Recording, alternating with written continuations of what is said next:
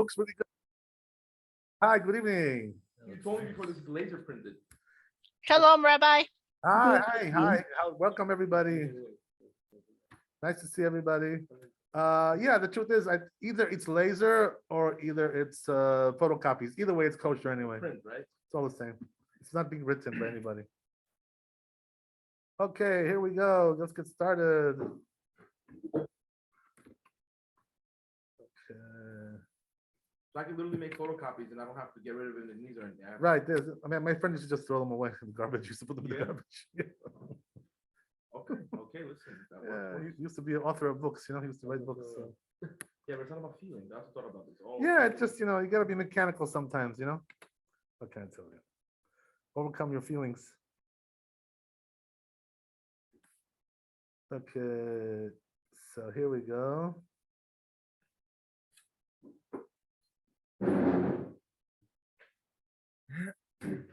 So we're getting started. We finished the Aleph, right? We're on Bet now. Oh. Yesterday we did Hey. Siman Aleph. Okay. Oh, you're saying we finished whole Siman? Yeah. Isn't there any Bet Yosef and Shulchan Aruch left? Did we do Vav? I don't think so, no. Let's say we still have Vav. Yeah. We didn't even get through the second part of Hey. Oh. I see. Parshat. What? Yeah, we didn't do that part in the beginning. Right. Yeah, we did this, right? This whole Abraham Avinu. Remember we talked about that? That's what it says over here. Okay. Yeah, we did this piece. Okay, we're up to Vav. But the question is, did we do Shulchan Aruch on this? On Hey? Yes. We did it? For a fact. Yeah, we did it. Okay, so let's go to Vav. Okay, so we're starting Vav, which is in the Bet Yosef. If you can find it, if not, let me help you. Vav Bet Yosef. It says it's very apparent. It says Omnam, Omnam. Omnam. Right. Parshat. Yeah. See that? Yeah. Got that? It's got it. Okay. Not the Bach, right? The Bet Yosef.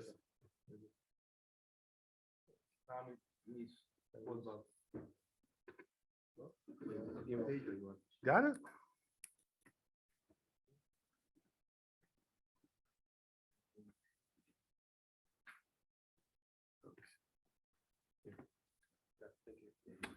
Okay, here we go. So it says like this, right? In the Torah, it said, Omnam Parshat HaKorbanot Tov Yoter Leomra B'Yom.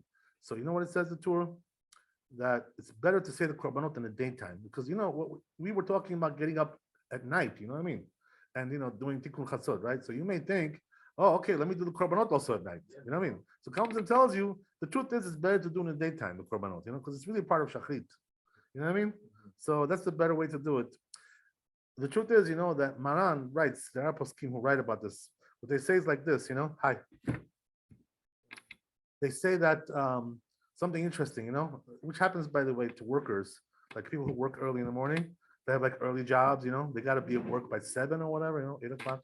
I don't know, making bagels or all kinds of things they do. I know what it is. What it is, right? For them, yeah, you're right. Yeah, it's true. Yeah. Whatever it is, right, they have to do. Some people have to be at the job early. So they have like this called minyan, which is before nets. You know what I mean? It's not the nets, exactly. The workers minyan, po'alim. They call it po'alim, right? So over there, what they do is they pray before nets. You know what I mean? Which is allowed only b'diavad if you have no choice. You know what I mean? Because really, the earliest you're supposed to pray is nets.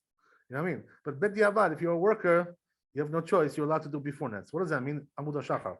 After dawn, you're allowed to pray Amidah. Not before. You know what I mean? Right, not before. Before, by the way, there is also an opinion like that which allows that too. You know who that is? Rashi. Rashi writes in his commentary on the Talmud. He says you can pray like 2-3 hours before the morning. The Shachrit. He says unbelievable. Wow. We don't paskin like that, but there is an opinion like that. Okay, so what is that based on, by the way? You never paskin like that. Not really. But I'll tell you where we do. We have some part. Everybody has a little portion. So Rashi has his little niche over there, his little corner. I'll explain to you what that means, right? So why is it, by the way, that Rashi says you're allowed to pray Shachrit so early like that, before the dawn? Because as we said, right, that time is a time of Chesed, Right. So it resembles the morning, The morning is also Chesed. You understand? It's the same quality, kind of, So therefore, Rashi says you can do it. But the truth is, we don't pass like that because all the Rishonim don't say like that. You know what I mean? So we have to go according to the majority. We can't, even though, Rashi was a big man, but, he's Dat Yachid, whatever. It's a minority opinion. So, yeah. Yeah, tight spot. So here's a tight spot, right? The tightest we can get is like this, okay? According to the poskim today in our generation. What they say is you can start the korbanot at night, as we said, right? It's better to say in the daytime, but the truth is you can say korbanot also at night. It's possible to do that. Yeah, right, exactly. You get up like 4 o'clock in the morning, whatever it is, right? Yeah. You start, doing korbanot, and you can do all the korbanot. So what happens? You get until Baruch She'amar. You know what I mean? So there you gotta wait till the dawn, because that's already like really shacharit. You know what I mean? No, but can you do it like Rashi if you're in a certain Yeah, so the truth is that you shouldn't do that because you know what it is? There's chashash of bracha l'batala, you know what I mean? Wasted blessing, blessing in vain. So therefore, really you shouldn't do like Rashi. You know what I mean? Are there any blessings in korbanot? I'm sorry? There's no blessing in korbanot. Okay. No, yeah, you're right. That's why you're allowed to. I see. But I'm saying is after korbanot, you already got a problem. That's what he's talking about. So let's say you wake He's up, talking about right? that, right? And you do chatzot, then you Yeah. pray, learn a little bit. Yeah. You do korbanot. Yeah, so if you're in a rush, you got an early job, as we said, right? You're one of those guys. Do korbanot before dawn, and then up till Baruch Shemar, and wait till dawn, for Baruch Shemar, which today is about 6:10, 6:15, whatever it is, right? And then you start Baruch Shemar and finish the shachrit like that. You know what I mean? That's what they do, the early minyanim. This is the earliest you can do. And there may be people who are doing it even more than that, but they really should not. You know what I Right? mean? Look, people go to work at 5 o'clock in the morning.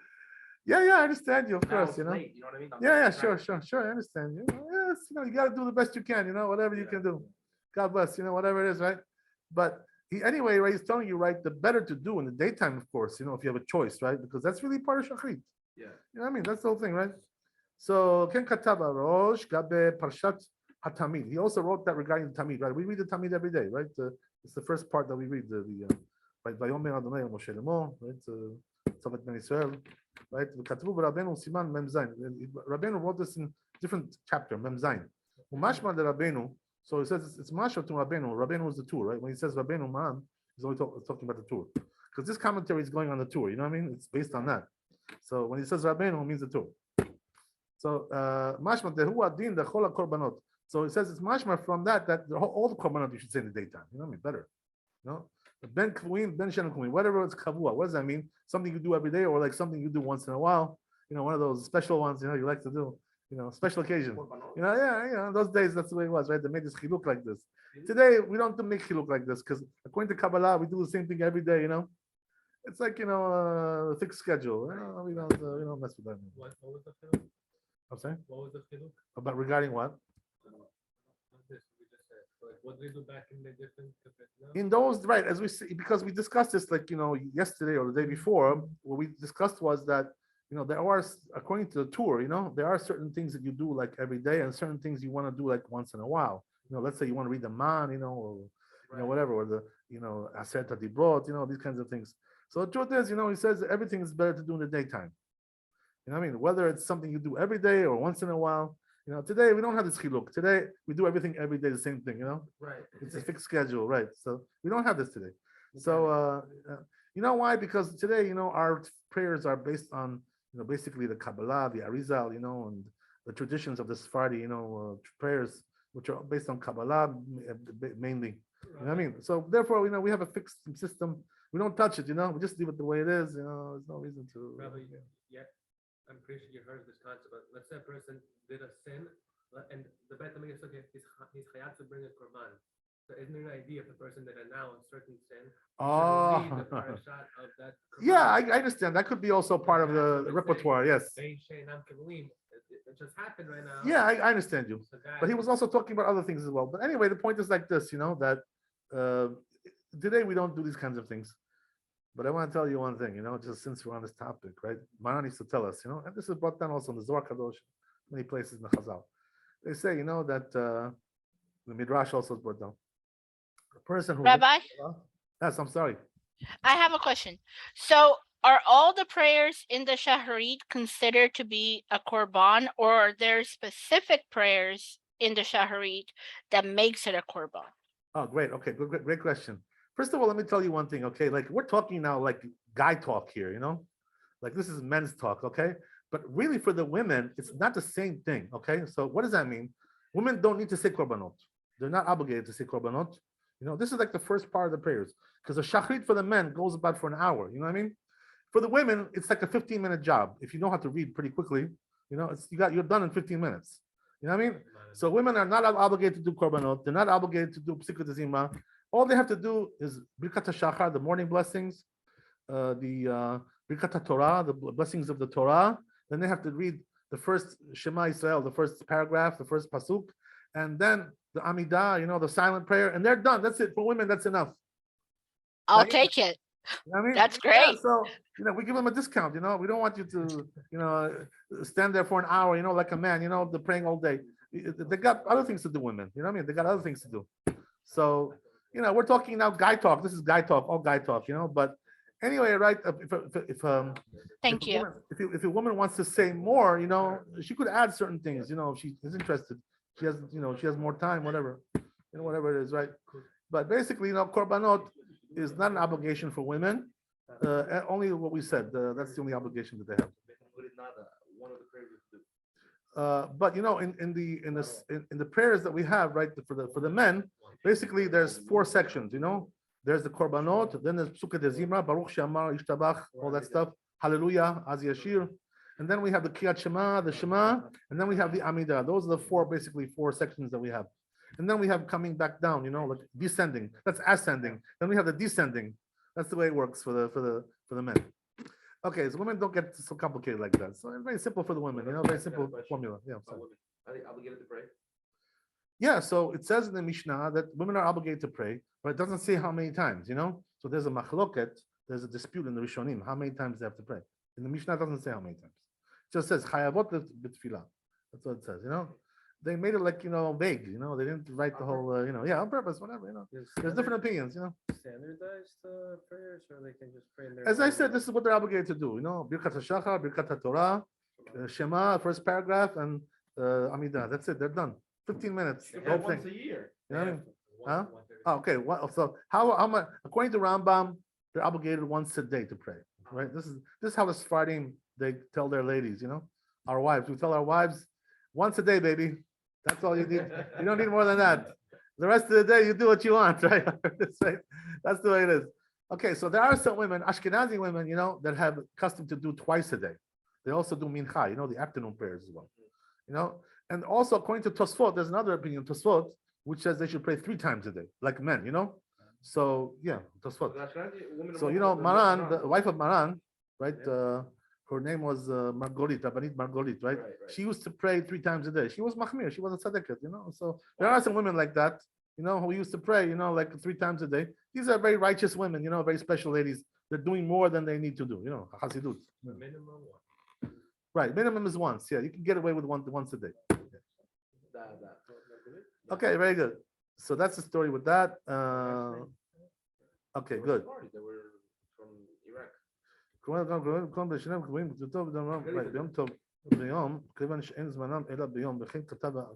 Look what he says, right? The Torah says something in the Beit Yosef. He says that why is it really, the truth is, right? Why is it that the korbanot should be said in the daytime? Because they're brought in the daytime. This is when they're brought. You know what I mean? So why should you say it in the night? It's not the time for korbanot. You know what I mean? No, it's not the proper time. The whole thing about saying korbanot is like is as if you're bringing it. So why should you do it at the wrong time if that's the case? You know what I mean? That's the whole point, right? Yeah. It was a communal thing, right? It's not all of them. Some of them are communal, right? There's different categories of korbanot. Like when you read Ezel Mekoman, over there you see, right? There's the community one, there's a private one, there's this, there's that, right? All kinds of things going on. So that's the way it works, yeah. Okay, very good. The private ones are really, not so crucial like the communal ones. That's the ones that we are reading. Basically, it's more on the communal. But also, like Khatat, for instance, is a private one. But there's also Khatat, which is communal as well. There's different all kinds of different categories. So where is this delineated? It's all in Sefer Vaikra, right? In the first chapters of Vaikra, Leviticus. Over there, it brings down all the types of korbanot that we have. Does that mean that if we do all the korbanot, you're technically covering all the ground, right? What does that mean? If you do the whole shacharit korbanot, you're covering all the korbanot. Yeah, basically, pretty good. much everything. Yeah, everything's being covered there. Yeah, but pretty much, except the things which are very, rare, whatever things which are not really so common, whatever. So, what else? Yeah, that's the way we do it. Okay, so what I wanted to tell you, by the way, that Maran used to tell us, I think I got interrupted but anyway, right, I got sidetracked. But Maran used to say, that a person who learns Torah, he doesn't need no korban, no nothing, doesn't need nothing. Torah is Talmud Torah can get kulam. That's what the Zohar Kadosh says also, that a person who's learning Torah doesn't need no korbanot. He's forgiven because of the Torah.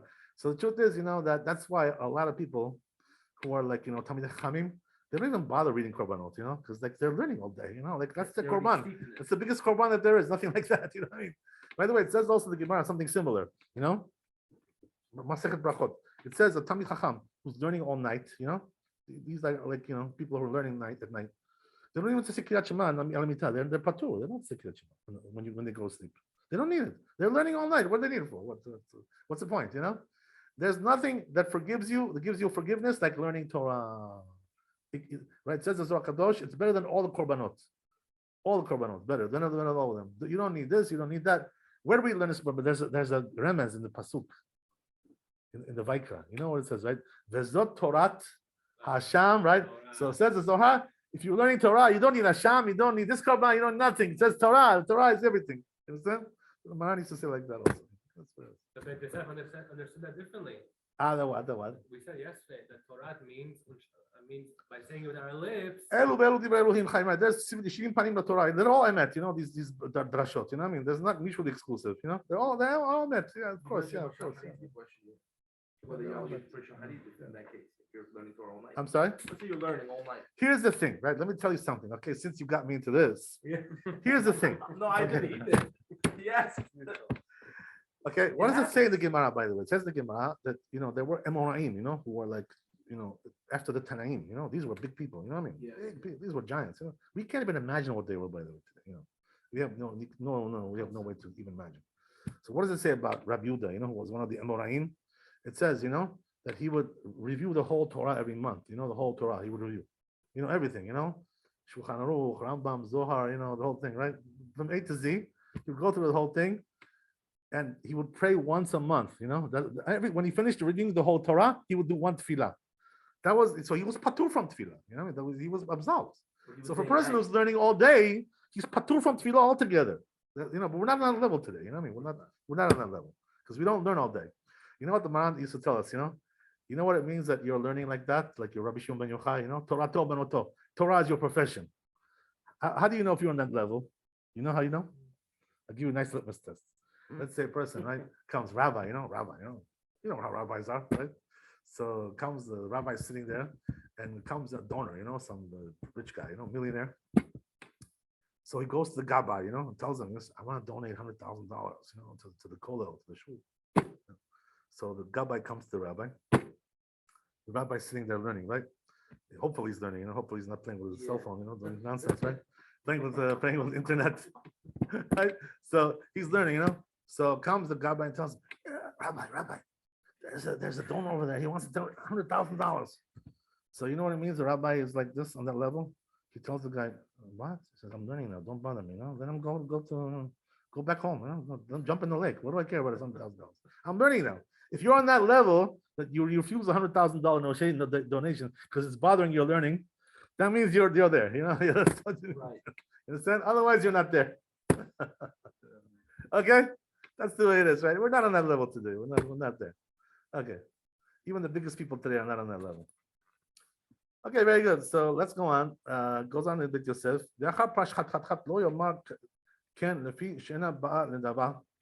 כלומר, אבל אשם, אף על פי שאינו בא נדבה, כיוון שתנן פרק דקרטות, רבי אליעזר אומר, מתנדב אדם, אשם תלוי בכל יום, אמרו על בבא בן בוטה, שהיה מתנדב, אשם תלוי בכל יום, כבא בן דבה דמדמה.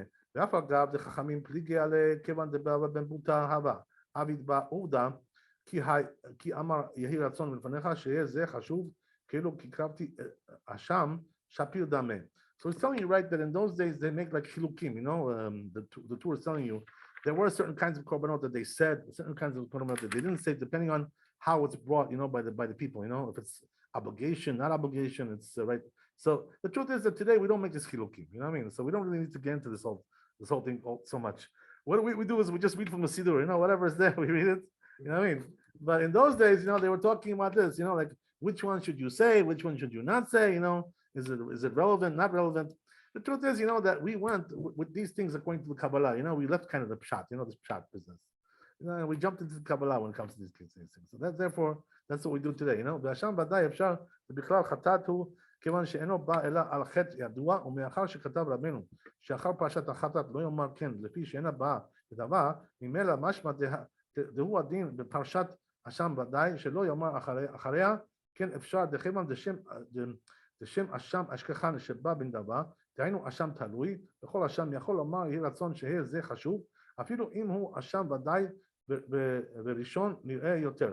ורבנו גדול מהרי אבוהב, so he says the big rabbi Mari Abuhav כתב, שהאשם הוא כמו בא בן דבר. It's considered to be something which can be donated, אשם.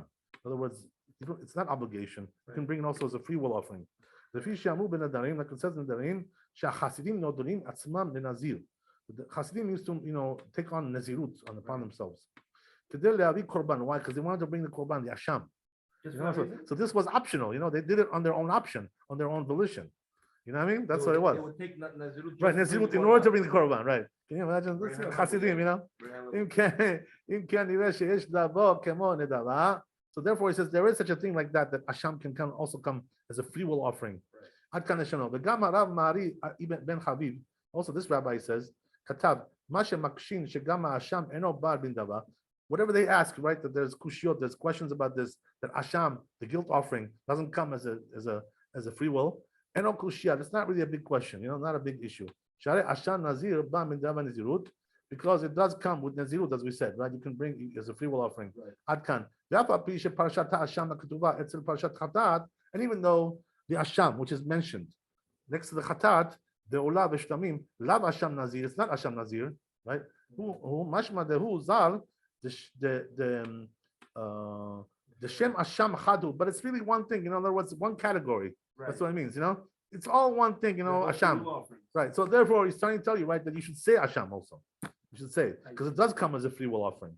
Right. There's a whole discussion about this between the Torah and the other mefarshim. So might as well do it also. Right? Yeah, that's what he's trying to say. Ve'im tomar me'achar she'eno omer echad k'ket shema k'at chatat yiratzon she'eh zeh chashuv.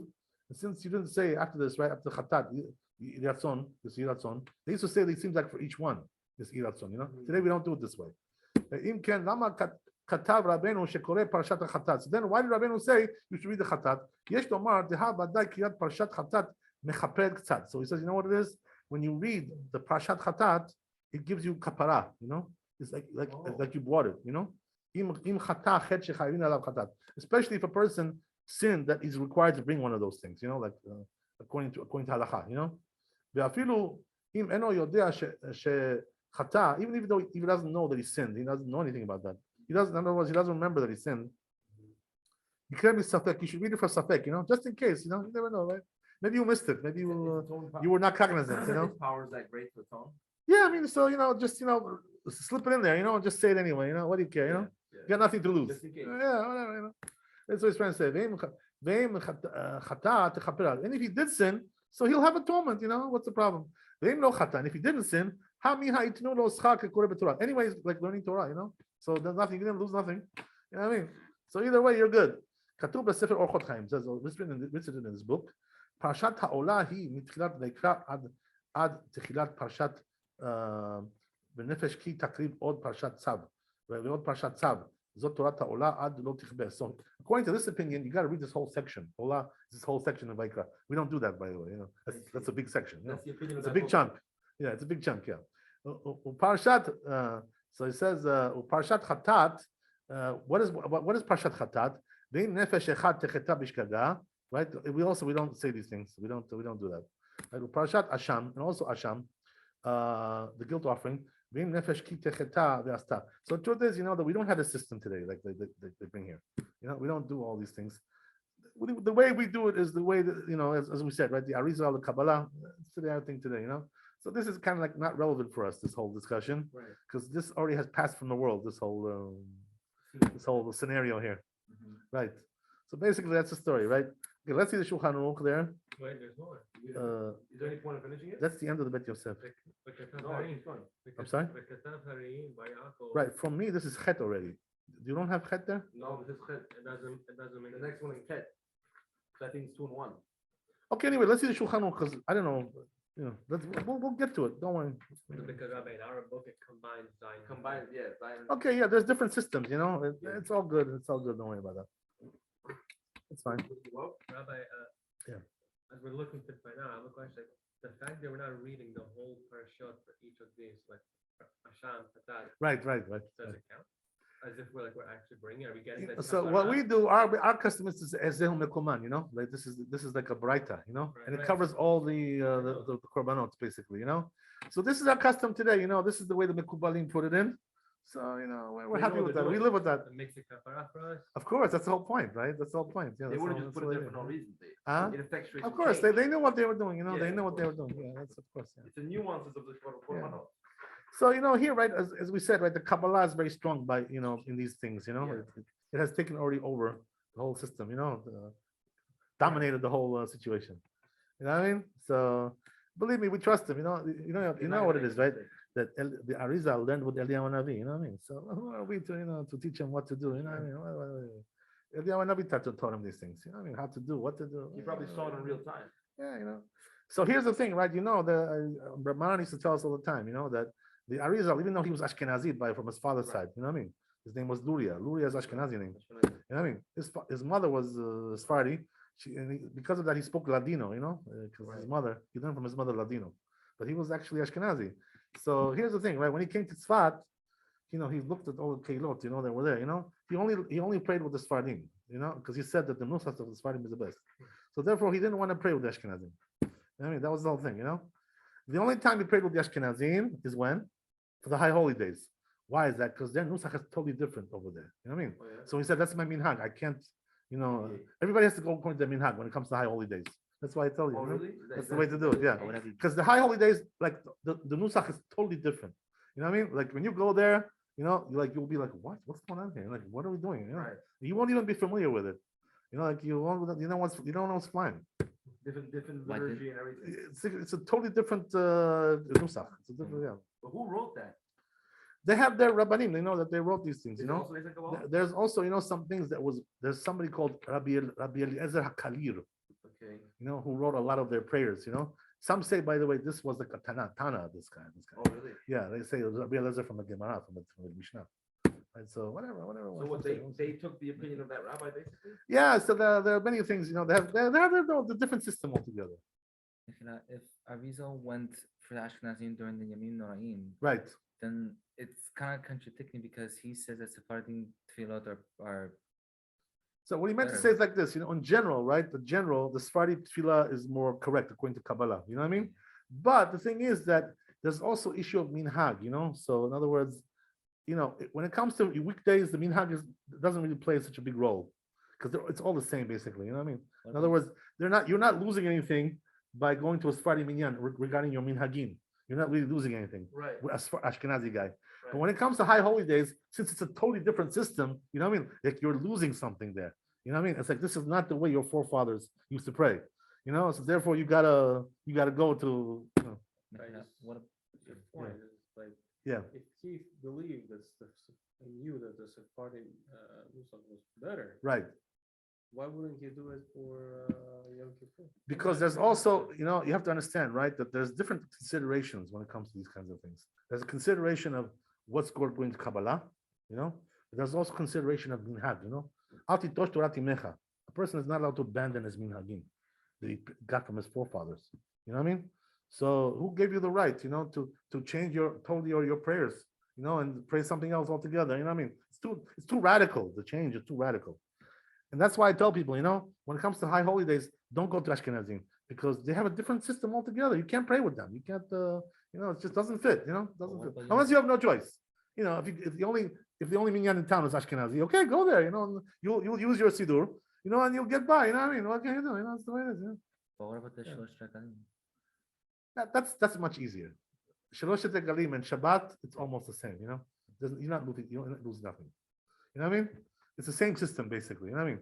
The differences between our and their prayers, weekdays and those holidays, the festivals, are very minor stuff, not really something major. So like I would never mind, like going to Ashkenazi, to pray, if I need to, like for weekdays or holidays like that. But when it comes to high holy days, I'm telling you, I one time, accidentally, I went to Ashkenazi minyan, on high holy days, and I was like, I just fell into like a ditch over here, like I don't know what's going on. I mean, like I don't know what's flying over here. They're doing something. It's just like you can't imagine how different it is. It's just you have to see it. It's the same for me, but opposite. I never been to a safari for. That's interesting, right? So so here's the thing, right? That you also have to be cognizant of that. You can't just abandon your minhagim. You know what I mean? And say, oh, you know what? Okay, you know what? Yesterday I was Ashkenazi. Today I'll be Sephardi. Who allowed you to do that? Who gave you permission to do such a thing? Yeah, so says the Chida, right? Maran Chida. The rabbi used to bring this down all the time. He used to tell us every time, every other week. He used to tell us this. It says in the Chida. He was very serious about He was very serious. He was serious about everything. It says in the Chida like this. If Sephardi, does like the Ramah, in Halacha, instead of doing like the Shulchan Aruch, he says he needs on Yom Kippur vidui and kapara. He has to do. That's what he says. You have to. Because al titosh Torah timecha, this is a very big concept. That's why the Arizal understood that. He wasn't a dope. You know what I mean? He was a smart guy. He understood what he was doing. So that's the reason why. Yeah, you got to be careful about that. That's the way it is. Okay, very good. You got the idea. Let's do Shulchan Aruch. Okay.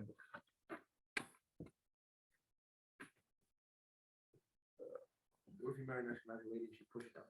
So it goes according to the husband. That's the way it is. The woman has to go according to the husband. That's the way it is.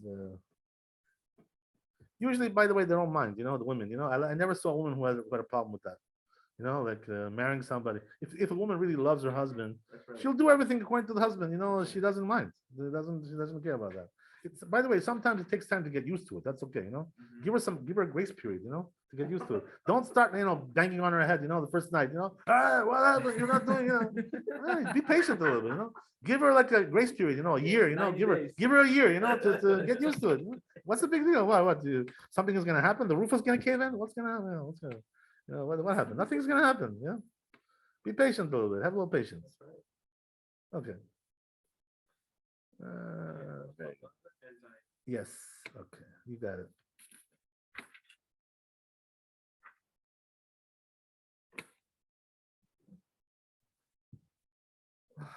Just bringing it up here.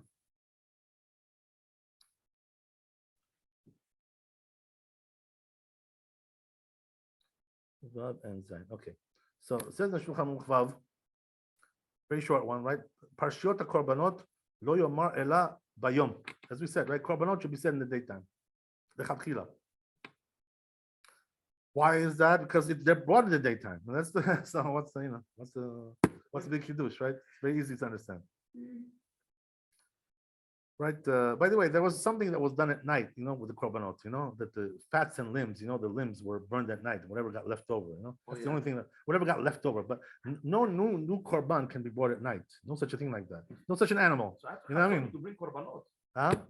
After Chatzot. At night, the korbanot are it's down, the system is down. You know the shachar to begin the Uh, korbanot? They don't do korbanot only in the daytime. That's the rule, They finish them. They finish certain things, but it's got to start in the daytime. The process has to start in the daytime. So therefore, right, the truth is, that the last korban that they do was right before sunset, and that's it, right? We're done. Okay, so that's why he's telling you this. Okay, very simple, right? Sorry, but so practically stuff, speaking, yeah. if you wake up 2 o'clock in the morning, can you do Yeah. korbanot? Only if you got one of those workers, you got one of those things going on, right? As we said, you're one of those workers, right? I don't think any of us are, so I think we're okay, Not those bagel guys. Okay. Not yet. Not yet. Okay. So now we're gonna do redesign, right? Yeah. Okay. So it says saying Parshat Ha'olah, right? As we said, we don't do this today, but according to that system, right, that the Torah had, when you finish the Olah, you said Yirat Son Milufanecha. It should be like I bought an Olah, I considered in front of you. You say Hashem. Parashat Mincha Veshlamim. Let's see. All same thing with the Mincha and Shlamim as well. You see like that. We don't do it today. Today, what we do is like we include all of it in one shot. Yeah. It's much more, There's a efficient, Yidazon. There's a more Yidazon. efficient system today we have. There's a Yidazon over there. Yeah, we have it. We have it. For For all the korbanot, we say one that song covers everything. You know what I mean? That's the way it is, right? Much more simple, Baruch Hashem. To be too redundant. though. More efficient. Yeah, whatever. It's but this is according to the pshat. This was the minhag they had in pshat. Then the Arizal came. Arizal made a revolution. A lot of things changed after that. Yeah. It became a different world. Okay, so that's the way it is, right? So okay, so okay. Back to the So look what he says. Just want to point this out, right? All these things he says you should say after all these korbanot that we mentioned. Why? Because they come nedava, right? They can be donated, free will. As we said, right? This is the reason why you got to say it like that. Okay, whatever. But today it's not shach, not relevant. Okay, so I'm sorry. What are you saying? You don't know. No, it's back to Bet Yosef. Yeah, back to what? Back to Bet Yosef. Bet Yosef, you got it. Okay, good. Right, chet, yes. Katav Hari Bar Yakar.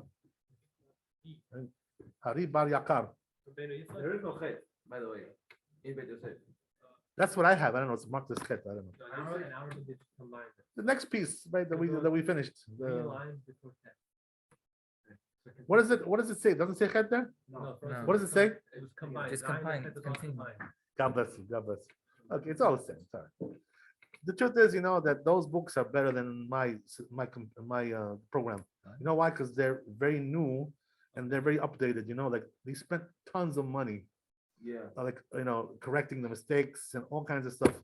This is a heavily invested book, which a lot of money was invested.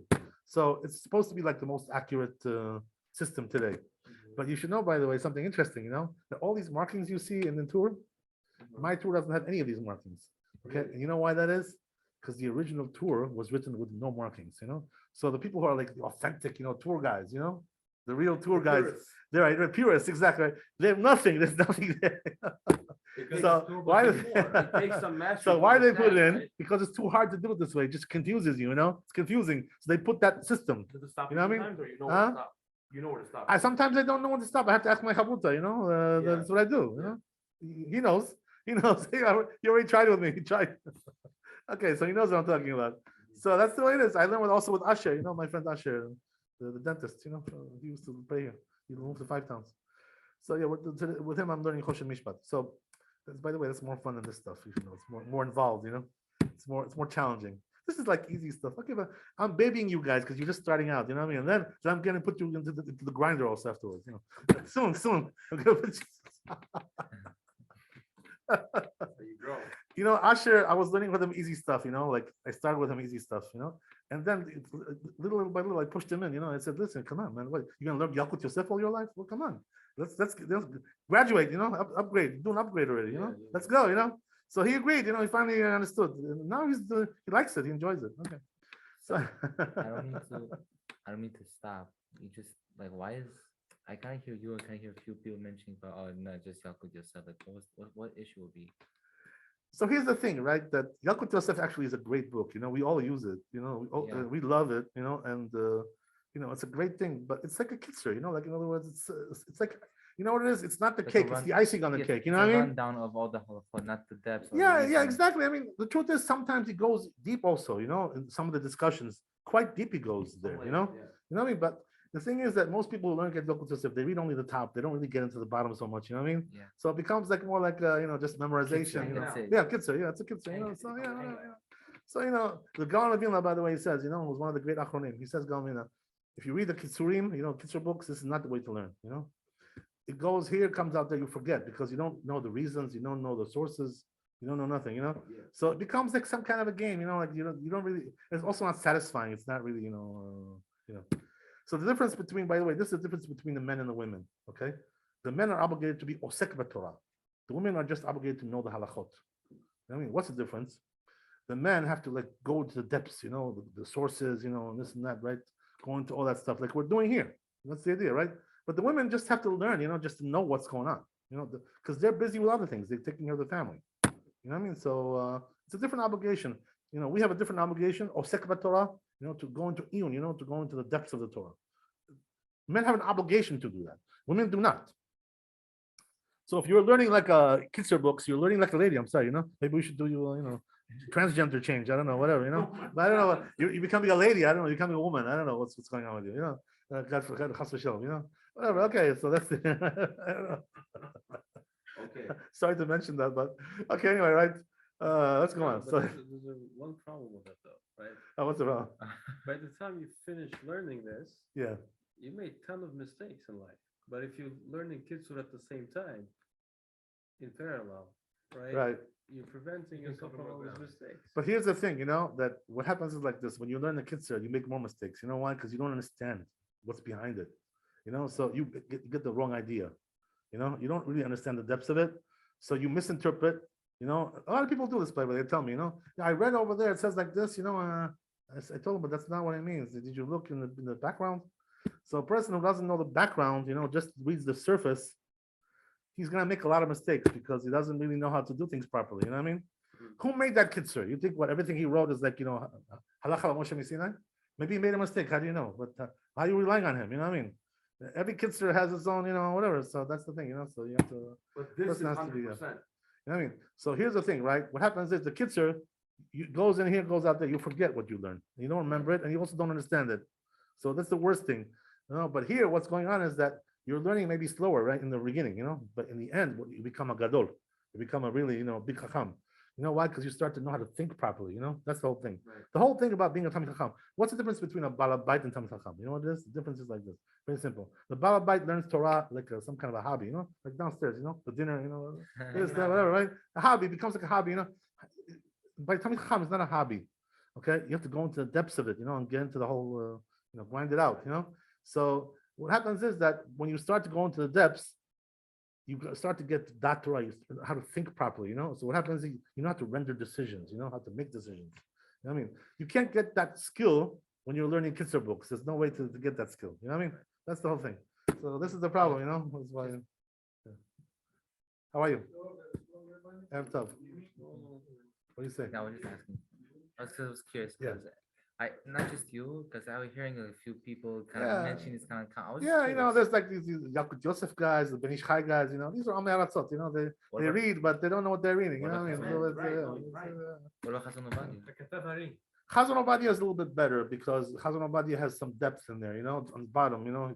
If you read just the top, it's the same thing. You're right. Gotta be And learned. you'll be Gotta be able to- learned. But you know what the have to difference know is? that. What the hell are we talking about? Still, you know, the top of the Chazon Ovadia is better than the top of Yeah, Ben Ish Chai and Yakut Yosef. You know why? Because it's 100% like, you know, more accurate halakha. You know, more accurate. It's more reliable. You know, that's the More difference. Yeah, yeah. It's like ground out. You Really know, thought about right? it. Yeah, deep thought. Yeah, deep. Going into deep stuff. Yakut Yosef is not as deep as Chazon Ovadia. That's why the Yitzchak Yosef. You know what he says, right? He says if there's machloket between Yakut Yosef and Chazon, go like to Chazon Ovadia. He says my father is always right. I'm always wrong. You know what's there to talk about? You know? I'm sorry. What's the question? Maybe that's just his humility talk. No, but he's telling you as the maseh, halacha maseh. You know what I mean? The halacha is like him. You know what I mean? By the way, there's a rule like this. You know, in general, right? When there's a machloket between talmid and the rabbi, we can pass like the rabbi, not like the talmid. Right. There's a general rule like this, unless the talmid can, Student, right? unless the talmid can prove his, you know, he has proofs. You know, he comes with armed. You know, armed and dangerous. Yeah. You know what I mean? He's got proofs. Okay, so then let's go. You know, bring it in. So you know there's a case like this in the Gemara. You know, there's many cases, but you know, like what happened was that Rabbi Yochanan, you know, was the Chacham, you know, he was a Gedol Ador in Eretz Israel. And what happened was that he brought Resh Lakish, you know, Resh Lakish was a Baal Tshuva, you know, he was a gangster, you know. So he brought him in, you know, made him into a rabbi. I mean, it takes a gangster, you know, can you imagine, like, you know, Putin, you know, somebody like this, you know, and turns him into a rabbi, you know. So what happens was that Resh Lakish, in the end, you know, he became a Gadol, you know. All of a sudden, you know, became Gedol Ador also, you know what I mean? So what happened was that even though Resh Lakish was Gedol Ador, you know, but it says in the Gemara that when there's machloket between Resh Lakish, we pass like Rabbi Yochanan. I mean, as a general rule, except it says 3 cases, you know, there are 3 cases we pass like Resh Lakish. All the other cases we go like Rabbi Yochanan. Why? Because he was the Rabbi, you know, that's the reason why. So the Rabbi usually, you know, has a deeper understanding of the material. That's what it is, you know. Why That's is the reason. that? Because he's closer to the Masoret, you know. In other words, I'm the source, and you're my fruit. You know, I grew you. Right. You know, I built you. You know, so how can you be better than me? You know what I mean? That's the whole idea. But sometimes, by the way, it happens. For instance, you know, I'll tell you an example. Right? They say that you know Rabbi Ovadia Somech, you know, was the big rabbi in Bavel in Iraq, right? Right. So his He Talmud, was the Rabbi of Ben Ish Chai. right? So the Ben Ish Chai was his Talmid. You know what I mean? But the truth is, after Ben Ish Chai got Gadol, they had a lot of machloket, going on, these two. You know what I mean? Right. There was a lot of machloket going on. So the truth is, they say that in Kabbalah, though, Ben Ish Chai got bigger than him, So he, in the end, the Ben Ish Chai became the Rebbe of Rav Ovadia Somech in Kabbalah. In Kabbalah, yeah. Not in Pshat, not in Halakha. So that happens sometimes, that the Talmud becomes bigger in a certain area, like that. It happens, It's all story about that. I don't want to tell you now. It's not at the time, but anyway, right? Certain Yeah. things that you paskin that Rabbi didn't paskin, and you were like disagreeing with certain things. Yeah, I mean, it's natural, listen, if you find a Talmud, who's been learning for a long time, 20, 30 years, and he agrees with everything his rabbi says, that's something not normal there, How can you agree with everything he says? What, there's nothing you agree to, what do you, rubber stamp, what do you, Tuki, what, some kind of a bird, a parrot? Yeah. I mean, what, how can it be that you agree with everything he says? It cannot be something like that. So it's natural you should have a disagreement, That's the way it is. That's the way of the Torah. Okay, when you get to that level, though, you got to get to that level. That's also. What does that mean to be on the level, by the way, to Paskin Halachot? It says in Gemara Masechet Avodah Zarah. You got to be at least 40 years old, to Paskin Halachot, number one. Number two, you should be already, already very knowledgeable, lots of learning. And, somebody, the truth is, that it's also good that somebody gave you smicha, somebody gave you ordination, some gadol thought that you were worthy, of being a rabbi, that's good. It's a good sign. It's not always like that, but generally that's the way, that's the way it should be. Okay, good. So let's go on. So he says, right, וכתב הרי"ד בר יקר, טוב לומר עם הקורבנות פסוק זה, ושחט אדוני אותו על ירך המזבח צפונה לפני אדוני, והוא פרשת ואם מן הצאן. So he's telling you, right, good to say this pasuk. We do say that, by the way. We say this pasuk. So good to say that, he says. Right, ואם מן הצאן, כדאמינא בויקרא Rabbi, right? Like we say in the Vayikra Rabbah, which is the Midrash. Amar Kadosh Baruch Hu. There's a story about down there, right? Kadosh Baruch Hu said, right? Me'idani alai shamayim va'aretz. He says, I'm testifying with the heavens and earth. Ben Goy, Ben Israel, right? Whether it's Goyim or Israel or Jewish people, right? Ben Ebed, Ben Amah, whether it's a slave or a maid servant. B'shah she'en korim mikra zeh. You know what it says? When they read this pasuk that we just said, right? We just read, right? צפונה לפני אדוני, אני זוכר עקדת יצחק. So he said, I remember עקדת יצחק ben Abraham. So what does that mean? HaKadosh Baruch Hu, when we read this pasuk, it brings mercies, divine mercies, that he remembers עקדת יצחק. So that's why we read this pasuk. Which pasuk? Akedat? This is the pasuk. I'll tell you again, right? One more time. It says in the beginning, right? ושחט אותו על ירך המזבח צפונה לפני אדוני. This is this pasuk. We say that. Yeah, we say it. Yeah. So even if you're a slave, he says that you remember.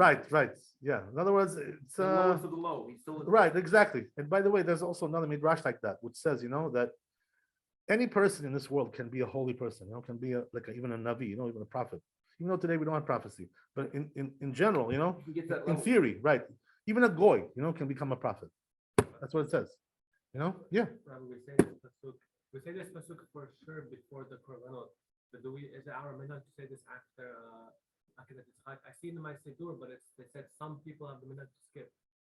Okay, we'll check it in the Siddur. We'll see what it says there. Like we have to look at the format there. It says the Fidah, it says to say it, I think. Interesting. Or not to, I don't Okay. know, I have to show you. All right, we'll get to that.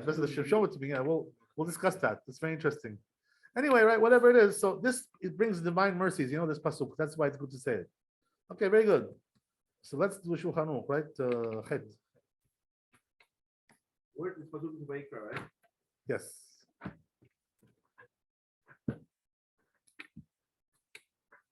Vayikra Aleph Yud Aleph, right? That's where it is.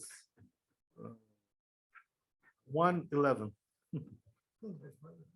Okay, so what does it say, Shulchan Aruch? Got the Shulchan Aruch, guys? Yes. You got it? You sure? All right, don't lose it. It says Yomar in korbanot the pasuk. It says you should say with the korbanot the pasuk v'shachat oto al yerech hamizbeach tzafona lifnei Adonai. Don't forget that pasuk. God bless you. But the rule says ima korbanot, not with the Akedat. Okay, I don't know.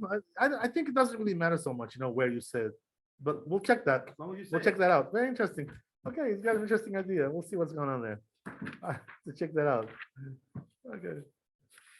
So let's go to Chet. The Tet, I'm sorry, not Chet. So we're going back to the tour, right? I'm sorry, Bet Yosef. Bet Yosef Tet. Got it, guys? Yeah. You sure? I don't want to lose you. Don't worry about it. Okay.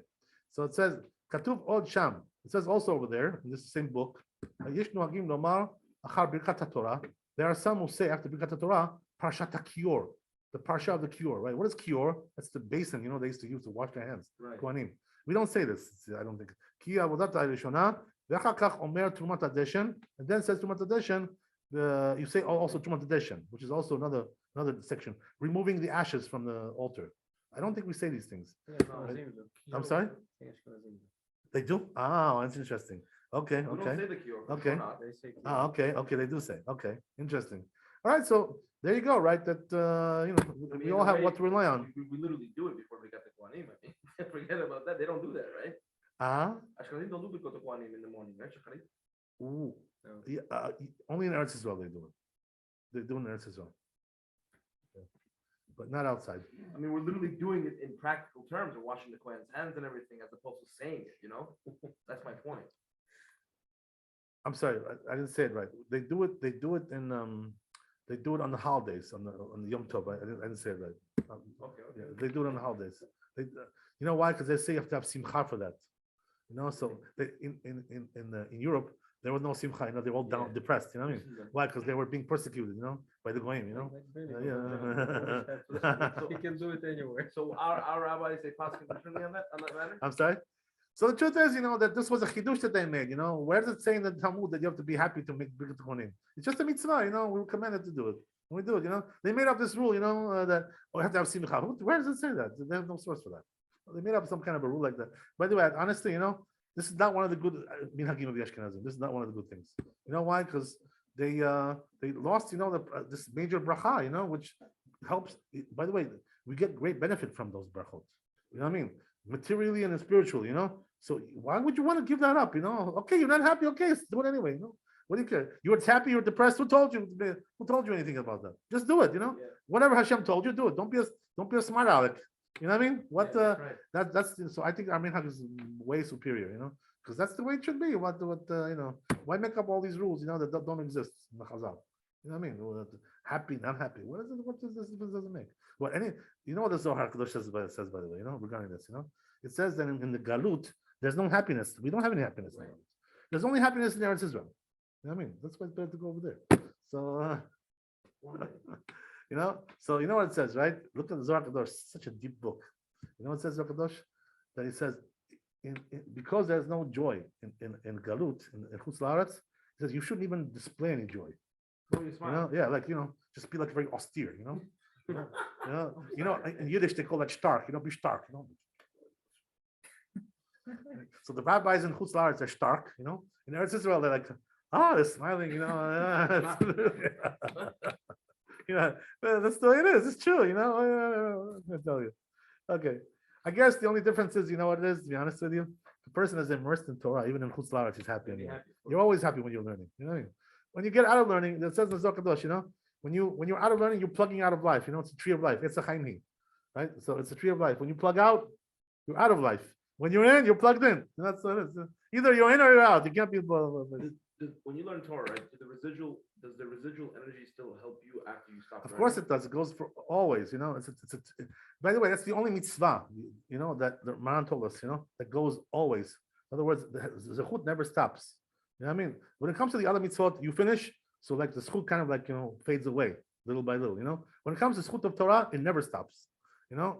There's one thing which is close to that, which is tzedakah. They say tzedakah also lasts a long time, but doesn't compare to Torah. That's why they said Talmud Torah keneged kulam. You know what I mean? Right? So yeah, it equals all the mitzvot combined. You know what I mean? Says the Gaon Vilna, one word of Torah equals all the mitzvot. Just one word, one letter. You can imagine what that is, right? So Torah, no mitzvah compares to Torah. No such a thing like that. You know what I mean? Okay, very good. So that's why it's so important to learn Torah. Protects you also, by the way.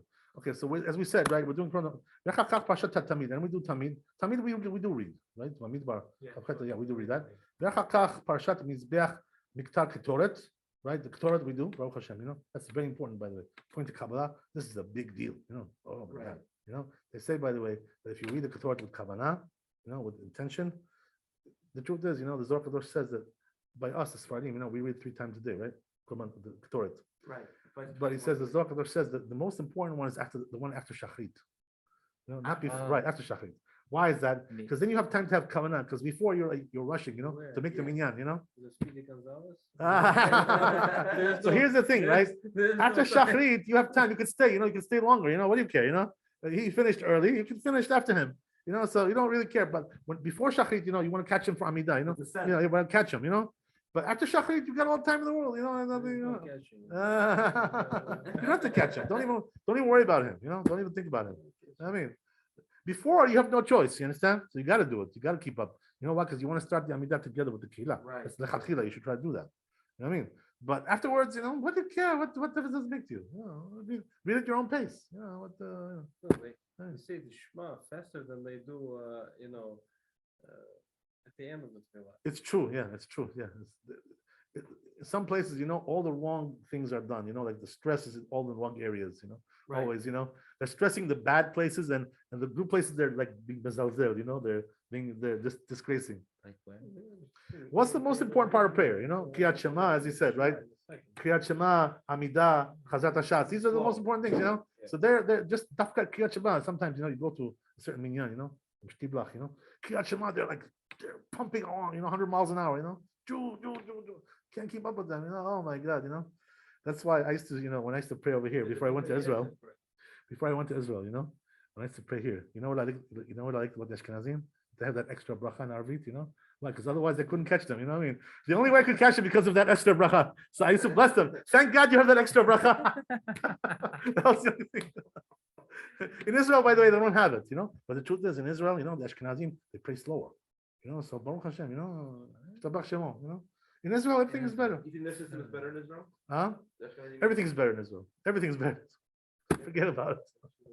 You can't compare it.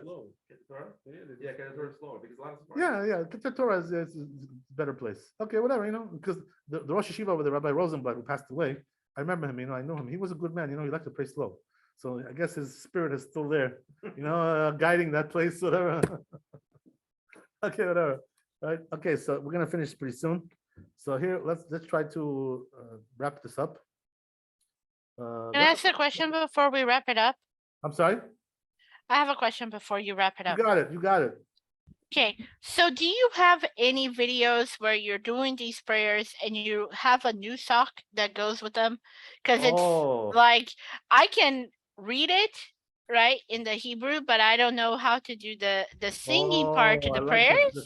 Yeah, you know what it is? I'll tell you. I personally don't do that, but there are chazanim on YouTube that you can find them, and boy, do they have some good stuff there. Oh my God, you can find some really good stuff. We'll talk about this. Text me and I'll find you some good things. Sounds good. Thanks. Okay, you got it. Okay, so what do you call it? Let's go on. So as we said, right? Right? So I don't think we do this, right? In the morning, for korbanot, we say it over there. Before that, when you do because the Torah, there's a part of the Kohanim. Okay. Yeah. I'm not really sure if he's talking about that, but you're right. We do say it over there. Yeah, it's true. Yeah. He's talking more like with the korbanot, but I don't know what we do it anyway. You're right. Yeah. We get it in. We get it in somehow. You're right. Okay, good. Okay, good. I'm happy with that. I have no complaints. Okay, so let's just do Shulchan Aruch and we're done. The whole siman is finished. Thank God. Baruch Hashem. All right, we got something done. Not too bad for some old guys. I'm the old guy. You guys are young. Old soul. Okay, so I think everybody's like me, I include everybody but me, but it's not true. Really. I'm the old guy. Okay. Okay, so it says in the Shulchan Aruch like this, right? Yesh nohagim, right? You see that? Yeah. Lomar Prashat Kior. So some say Kior, right? There's the basin, this whole thing. We don't do it, right? V'chakach Prashat Trumat Adeshin. Also, I don't think we do this either. But maybe we do, I'm looking there, just, I think we do actually say it. Yeah, there's a small little passage there. I think you're right. About the basin? Yeah, no, the Trumat Adeshin, removing the ashes from the Maybe at Mizbeach. the end, yeah. I think we do it. Yeah, we do it, if I'm not mistaken. I'll check it. We'll check it out. I should have brought a Siddur with me, but next time. Parashat Tamid. And Tamid we do, for sure, right? Parashat Mizbeach, and also we do that, right? Ketoret, Baruch Hashem. Uparshat Samaneh Ketoret, and also the spices of the Ketoret. We do that, like the whole thing there. Ve'asiyato, and how you make it, right, and all that. Right. Okay. Parshat Tumat Edition. Right. Parshat Samaneh Ketoret Ve'asiyato. Okay, beautiful. We're done. Okay, Baruch Hashem. Thanks for coming tonight. We'll see you tomorrow. Have a good night, everybody. God bless you. Hashem will bless you because you come Lot to of Torah. You don't need Rabbi. my blessing. God bless. Good night. Hashem bless you as well. Thanks for the Okay, all class. best. Bye bye. Thank you. Chazak u'baruch. Okay. Thank you, Baruch, Rabbi. Thank you Chazak very- ve'amatz. Thank you. Thanks for coming. God bless you. Rabbi, I was supposed to- I'm sorry. Yeah, why not? Sure. Rabbi, quick question. Yeah. If you're reading the Quran and you're reading you're allowed to say Hashem's name, right? Of course, when you're learning Torah, you can say the Hashem's name. What if you're repeating the same person multiple